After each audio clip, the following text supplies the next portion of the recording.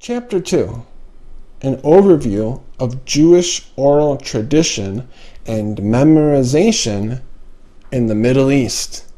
We have already seen how important memorization was in the oral world that influenced Jewish thought and practice before the time of Christianity, and the numerous possibilities of how those cultures directly or indirectly influenced Judaism's emphasis on orality and memorization. In this chapter, we want to trace systematically the importance of memorization and oral transmission in the Hebrew world from the time of ancient Israel through the Second Temple period, the Rabbinic period, the medieval period, and the modern period in the Middle East. Memorization and orality in ancient Israel. Spoken words in ancient Israel, as well as neighboring regions, were not merely means of communication, but objects of power. Words spoken by God, priests, prophets, and poets were believed to possess divine power. Once uttered, such words could take on everlasting life. For example, God spoke the curse to the serpent, and Noah spoke the cursing of Canaan. Isaac recognized that he had been deceived into blessing Jacob, but his culture did not allow him to revoke the oral blessing. The patriarchs apparently lived in an oral world, and thereby relied heavily upon memorized oral contracts. Cases brought before tribal sheiks like Abraham and Jacob were argued orally and decided on the basis of well-known customs. Oral testimony was taken, and judgments were announced and held in the memory of those who heard. For example, Abraham's purchase of the cave of Machpelah is described as a purely oral arrangement in the company of witnesses. When Jacob seeks to be reunited with Esau, he first sends a spoken message. In this orally dominant society, the ability to speak effectively was a prerequisite for leadership. A chief did not have to be able necessarily to read and write, but did have to be able to make himself clearly heard and understood. Therefore, Moses tried to reject God's order by arguing that he had uncircumcised lips and would be an ineffective communicator to Pharaoh. Among the early Israelite tribes, there was likely a family of specialists, speakers, and trained memorizers who mastered and practiced the art of the recitation of their stories and was prepared to speak these accounts at appropriate ceremonies, as Moses did on the other side of the Jordan and Joshua at Shechem. Through these songs, stories, and proverbial sayings, the oral traditions were memorized and passed along to the next generation. Even the 10 Commandments were given orally to Israel. The account actually never mentions writing the commandments down. And God spake all these words. Exodus chapter 20, verse 1. The omission of writing reflects an oral world and time of memorization and oral transmission. The books of Deuteronomy and Joshua provide us with numerous references to the Torah being spoken aloud to the community through recitation and public readings. It was through these oral exercises that memorization was made possible to the people of ancient Israel. We will later see a parallel example of this phenomenon when Josephus claims that those who heard the public reading of Scripture in the first century were able to memorize and retain what they heard through public readings. Deuteronomy chapters 31 and 32 record the eventual writing down of the Torah. The teachings uttered orally and memorized were now being fixed in writing by Moses himself as he neared death.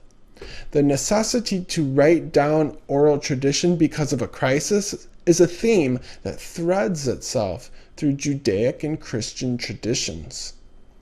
The main moral concern once Joshua entered the land was with the spiritual condition of the people's heart. A well-stocked and active mind full of memorized Torah was held to be the mother of virtue, because what was in a person's heart inevitably showed up in their actions. Therefore, God commanded Joshua and all Israel, "This book of the Torah shall not depart out of your mouth, but you shall meditate on it day and night, that thou mayest observe to do according to all that is written therein. Then shall you make your ways prosperous. Then shall you have good success." Memorization of the Torah and virtue were inextricably linked in the Jewish mind. The ancient Israelites associated intelligence with memorization, retention, and obedience to Torah. The Bible is full of admonitions to recite God's instructions lest they be forgotten.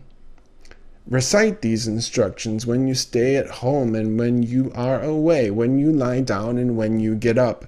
Deuteronomy 6:7. In the time of the Judges, we find no explicit mention in the Bible urging Israel to memorize the Torah like we hear in Joshua, though we still have statements of oral contracts in the book of Ruth that indicate they still lived in an oral world. It's not until the 10th century and the time of David and Solomon that we have multiple commands to hide God's word in your heart so you don't sin against him, and to bind the Torah around your fingers, to write it upon the table of your heart. After the 10th century, there are very few clear commands or inferences to memorize the scriptures throughout the rest of the Bible. It is not until we get to the Second Temple period that we see a reemergence of memorization in Jewish literature. Memorization in the Babylonian exile. The Jewish temple and many major religious and administrative centers were destroyed by the Babylonians from 605 to 586 BC, as well as the deportation of many classes of Jewish society. It is unclear how the Jews in Babylon would have had access to the written versions of their scriptures in captivity. Memorization could have played a key role in keeping hope and the traditions alive in exile. Scribes likely had little or no access to authoritative copies of the scriptures and may not have had any alternative but to produce new written copies strictly from memory for liturgical and private use in the Babylonian exile. Memorization in the Second Temple period. The emphasis on memorization in Jewish society re-emerged strong in the Second Temple period. Whether or not the 3rd century BC story of how the Septuagint came into being is factual or not does not concern us here. It is written in the Talmud, it has been taught, it once happened that King Ptolemy gathered 72 elders and put them into 72 chambers, without telling them why he had assembled them. He went to each one and said, "Write out for me the Torah of your teacher Moses." God put counsel in the heart of every one of them, and they all agreed upon the same text and wrote. The point that interests us is that in the oral world of the 3rd century BC Alexandria, it was plausible for scribes to write out the whole Torah from memory. The author of the 2nd century text, 2nd Maccabees, presents his own Greek text as a possible focal point for memorization, with the author crafting the text to please those who wish to read, to make it easy for those who are inclined to memorize. 2nd Maccabees 2:25. How the author structured the text of 2nd Maccabees to make it easy for those who are inclined to memorize, we do not know. We just know that he did. The author of the 2nd century Book of Jubilees presents the ability of memorization as a gift from God. And Jacob said, "Lord, how can I remember all that I have read and seen?" And he said unto him, "I will bring all things to thy remembrance." And when he went up from him, and he awoke from his sleep, and he remembered everything which he had read and seen, he wrote down all the words from memory which he had read and seen. Jubilees 32:24 through 26. The wisdom of Ben Sira from the 2nd century shows an unbroken chain of resemblance to the data seen in earlier Israel in regards to memorization. Ben Sira, like Solomon, urges students to lay his teachings to their heart in order to become wise. Chapter 50, 27 to 29. It is interesting that in the 2nd century, the heart is still considered the medium on which wisdom was to be inscribed. Such memorization of Ben Sira's written instruction was facilitated by its use of internal mnemonics. Later, Ben Sira's grandson describes him as one who not only read the law, prophets, and other writings of our ancestors, but also memorized them, having gained possession for himself of these writings. Though memorization was widespread by the time of the 1st century BC, the strictest rules governed the handling, the reading, and the copying of the written Torah. Multiplication of copies by oral dictation was not technically allowed. Each scroll had to be copied directly from another scroll. Official copies until 70 AD derived from a master copy in the temple. As always, there existed an attitude of concern for preserving the precise wording of the inspired text. The rule that the sacred books must be read in the synagogue and not recited by memory contributed to the safeguarding of the exact wording of the text, though the Targumim recited the translated text from memory to the audience. More will be written about the role of the Hazan and the Targumim in a later section. Josephus's descriptions often focus on education in the Torah, which he asserts is the foundation of 1st century Jewish education. As a result of their religious education, Josephus claims Jews can recite the Torah from memory more easily than their own name. Their thorough grounding in Torah from early on had ensured that the law was engraved on their hearts. Josephus describes the 7th year reading of the Torah to all the people at the Feast of Tabernacles as resulting in its being graven on their hearts and stored in the memory so that they can never be erased, or so graven on their hearts through the hearing of that which they commanded that they will forever carry within them the principles of the regulations. We read here a continuation of the practice of the larger populace memorizing the Torah via oral proclamations in social settings. Everyone is familiar with the different sects of Judaism in the 1st century, but did they emphasize memorization? Let us start with the Pharisees. Just who the Pharisees were is not an easy question to answer. They have left no writings of their own, so there is no first-hand evidence from which to imagine the details of their religious world. We are entirely dependent upon what the New Testament and ancient writers such as Josephus chose to record about them. The New Testament often mentions the Pharisees as keeping the traditions of men, which were rabbinic oral traditions that were the foundation for the later composition of the Mishnah. Josephus also mentions the Pharisaic oral tradition. I wish merely to explain that the Pharisees had passed on to the people certain regulations handed down by former generations and not recorded in the law of Moses, for which reason they are rejected by the Sadducean group, who held that only those regulations should be considered valid which were written down, and that those which had been handed down by former generations need not be preserved. The Sadducean group has left us no writings, and the positions concerning whether or not the Essenes were those who lived at the Qumran community or not are well known and will not be addressed here.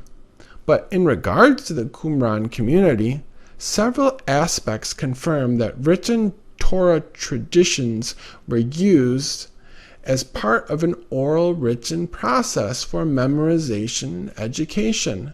Many Torah and non-Torah texts were clearly copied in the Qumran community. Thus, many features of the finds at Qumran, such as manuscript errors and Torah quotes, reading divisions in Torah manuscripts, and production of new formulations of Torah traditions through the use of prior memorized versions, reflect the phenomena of memorization. An oral written instructional text found at Qumran used in education stresses memorization. You have preserved your Torah before me, and your covenant has been confirmed for me, and you have prevailed over my heart to walk in your paths. You have called my heart to attention, and my kidneys you sharpened, so that they did not forget your laws. This passage plays on the word used in Deuteronomy 6:7 for constant recitation of Torah, and describing how God has sharpened the speaker's kidneys so that he does not forget the words of the Torah. We are nowhere told what mnemonic techniques any of the Jewish sects utilized to memorize and preserve the Bible and their oral traditions in the first century. Let us continue tracing the first century and observe the beginnings of the rabbinic movement. After the destruction of the temple in AD 70, the first claim that someone had received a tradition in the precise language in which it was formulated, memorized, and orally transmitted comes from Yohanan ben Zakkai. Rabbi Joshua said, "I have heard as a tradition from Rabban ben Zakkai, who heard from his teacher, and his teacher from his teacher, as a halacha given to Moses from Sinai, that Elijah will not come to declare unclean or clean." Around the time of the founding of the rabbinic center at Yavne comes the first claim that someone has accurate oral traditions of the essential content of the oral Torah. Following the generation of Yavne in the 2nd century, come claims that these traditions were not merely of the content, but the exact words memorized and handed from Mount Sinai. Yavne was the place of the origin, both of clearly defined rabbinic literary forms and mnemonically structured, memorizable rabbinic teachings. It was probably Rabbi Akiva in the early 1st century who fully developed this movement, for it was he who set forth the foundations of the Mishnah, and it was in his time that the institute of the Tana, or official memorizer, is first mentioned. What evidence we have of memorization and oral transmission from 2nd Maccabees, Jubilees, Ben Sira, and Josephus leads us to believe that memorization was still the linchpin in Jewish thought and practice during the Second Temple period, and, as we shall see, took off to new heights during the Rabbinic period. Memorization in the Rabbinic period. The Mishnah, which is translated as repeated tradition, was the first and foremost oral text in the early Rabbinic period. It is an ancient book of case law that was codified in 200 AD, but existed well before 70 AD. The Mishnah provides a set of norms that defines Jewish communal life and the ritual, civil, and criminal domains which all religious Jews had to memorize and be intimately acquainted with in order to keep kosher. Its appearance marked a new achievement in the history of systematizing oral Jewish law, creating a model for the other important codes of Jewish law that would follow. In the years before and following its compilation, the Mishnah became the central text in the rabbinic curriculum of sacred study and memorization. Around the time of the Mishnah's appearance, the ever-growing corpus of rabbinic teachings came to be known as oral Torah.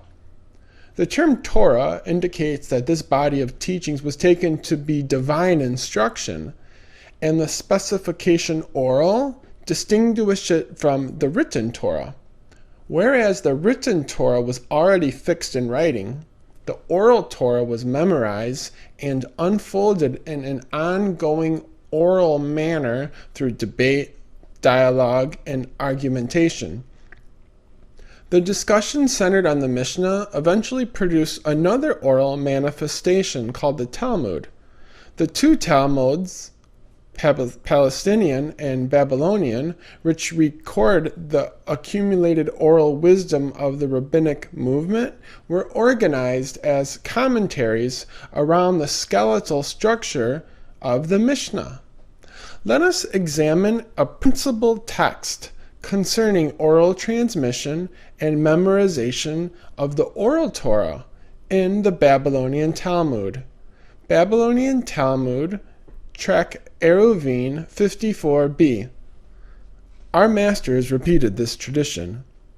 How is the repeated tradition arranged for transmission? Moses learned it from the mouth of the Omnipotent. Aaron entered, and Moses repeated for him his chapter. Aaron retired and sat toward the left of Moses. Aaron's son Eleazar and Itamar entered, and Moses repeated for them their chapter. His sons retired, Eleazar sitting to the right of Moses, and Itamar to the left of Aaron. Rabbi Yehuda says, Aaron always remained at the right of Moses. The 70 elders entered, and Moses repeated for them their chapter. The elders retired. All the nation entered, and Moses repeated for them their chapter. The result is that Aaron acquired 4 repetitions. His sons acquired 3, the elders acquired 2, and all the nation acquired 1. Then Moses retired, and Aaron repeated for them his chapter. Then Aaron retired, and his sons repeated for them their chapter. Then his sons retired, and the elders repeated for them their chapter. The result is that all acquired 4 repetitions. On this basis, said Rabbi Eleazar, a person is obliged to repeat traditions to his disciples 4 times. And this follows logically, just as Aaron learned from the mouth of Moses and Moses learned from the mouth of the Omnipotent. Doesn't it follow that mere mortals who learn from mere mortals should do so as well? Rabbi Akiva says, where do we learn that a person is obliged to repeat for his disciples indefinitely until they memorize? For it is said, and teach it to the children of Israel. And where do we learn to teach it until it is fluent in their mouths as memorized texts? For it is said, and place it in their mouths.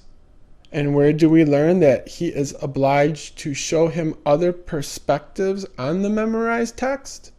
For it is said, now these are the rulings that you should present before them. According to rabbinic theology, Moses received the Torah from God at Mount Sinai, and the divine revelation came to him for transmission in 2 media.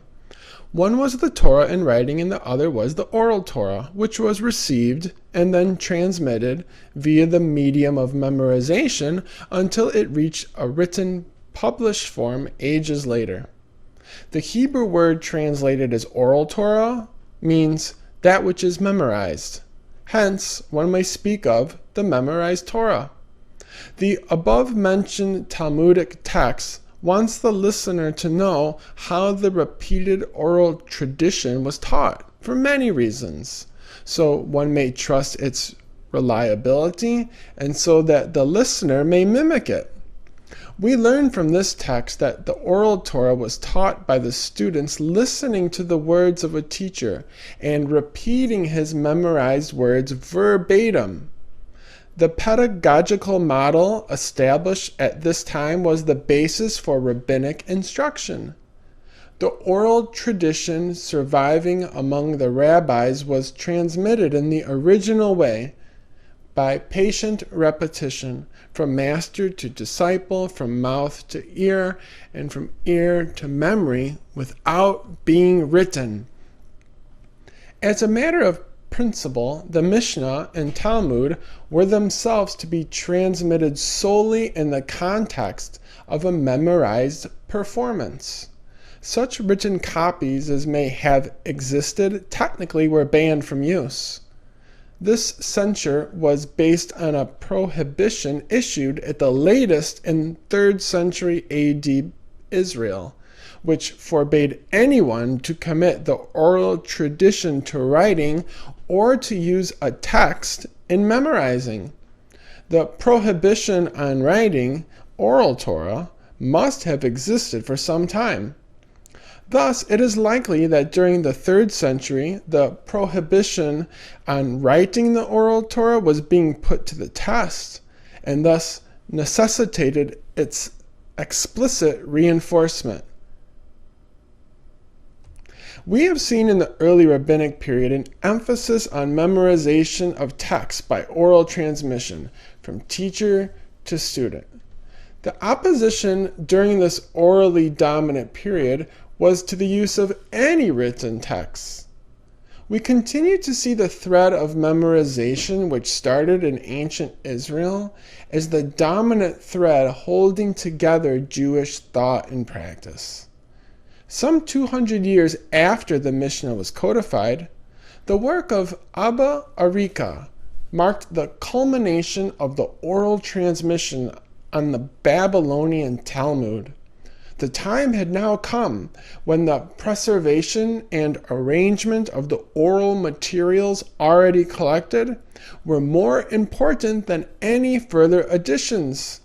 Nachman ben Isaac in the 4th century AD, pupil and successor of Rabbah, described the task of the compilers of the Babylonian Talmud in the following words: I am neither a sage nor a seer, nor even a scholar, as contrasted with the majority.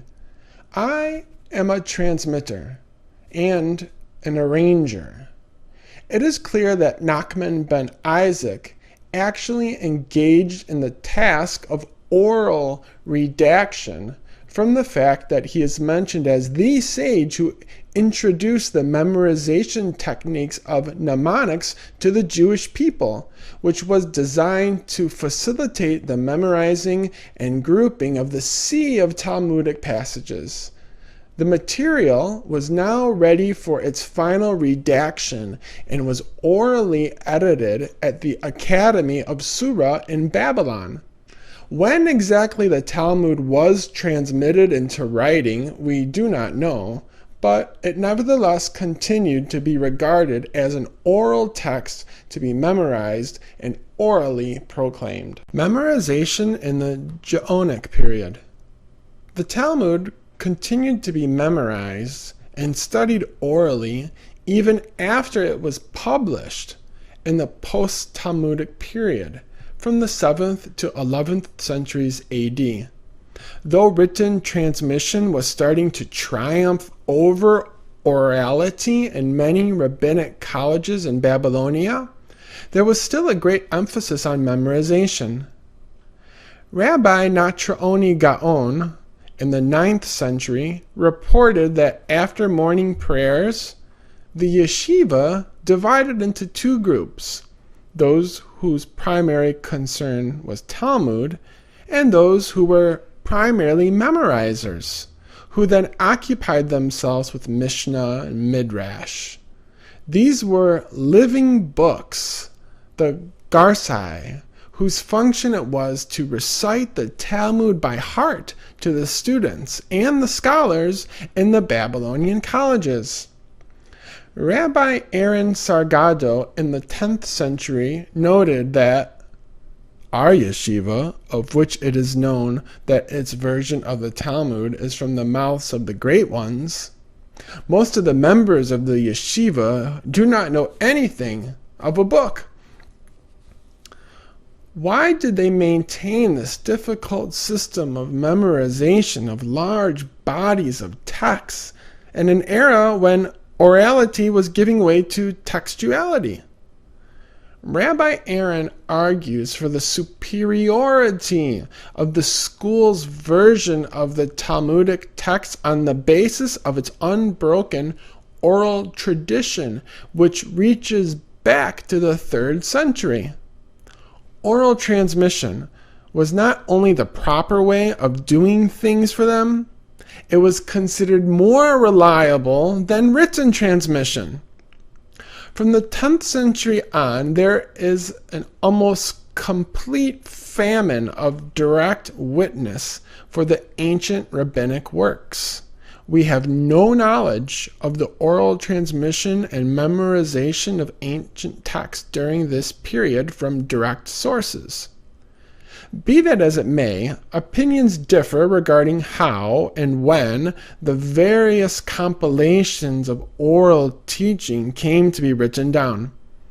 The writings in manuscript form stemmed faithfully from memorized teachings that for centuries had been inscribed only in the memories of rabbis and transmitted solely in the oral instruction imparted by rabbis to their students. Memorization in the medieval period.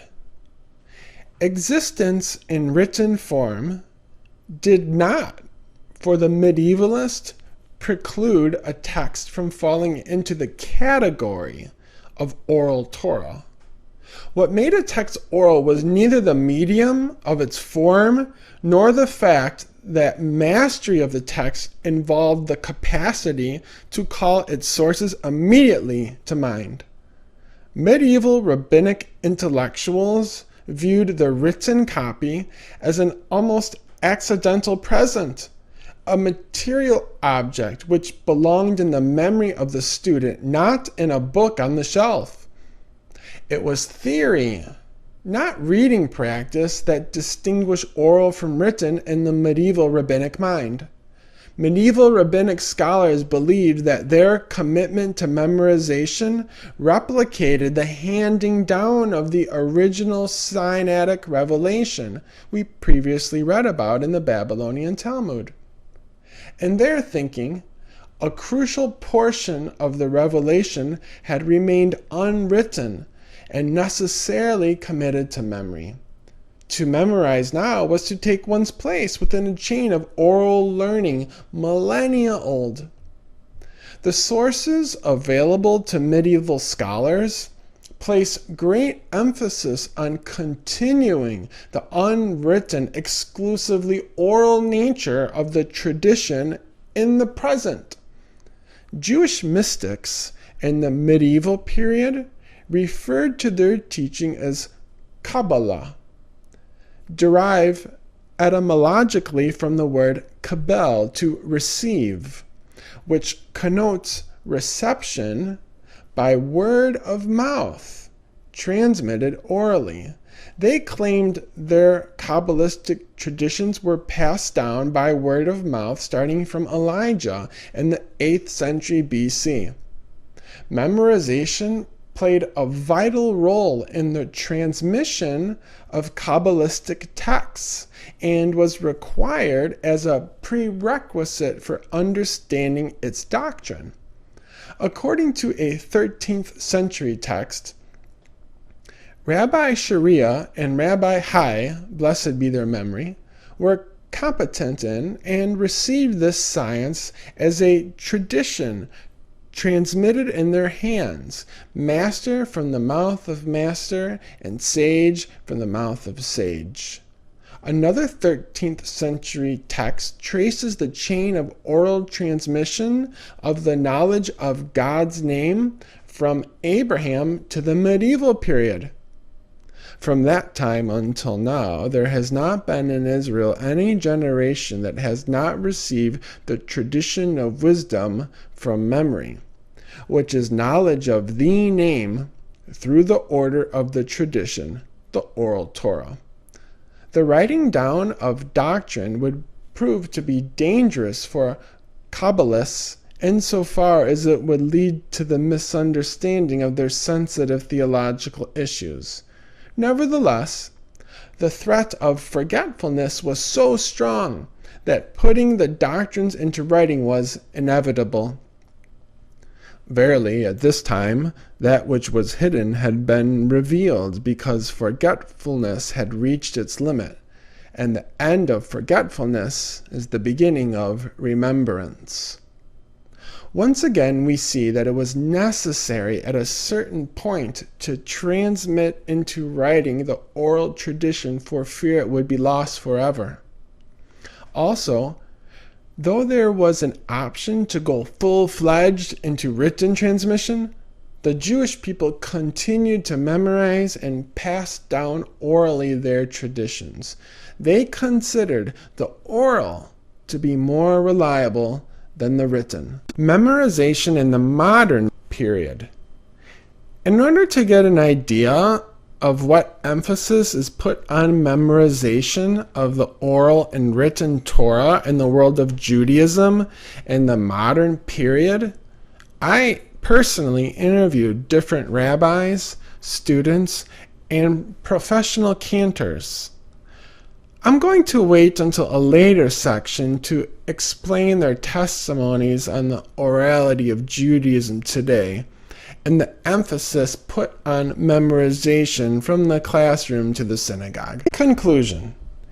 As we have already clearly seen, the Jewish people have always held memorization and orality in high regard during all periods. Even before there was a written Torah, or an oral version of it for that matter, the patriarchs moved and lived in an oral world. We saw the emphasis put on memorization and hiding God's word in your heart in the 10th century BC, and the same influence alive and well all the way down to the Second Temple period. We saw how integral orality and memorization were to daily life in the rabbinic period. Their whole world was oral. The Jewish people have historically opted to stay in an oral world when the world around them was moving rapidly towards the written.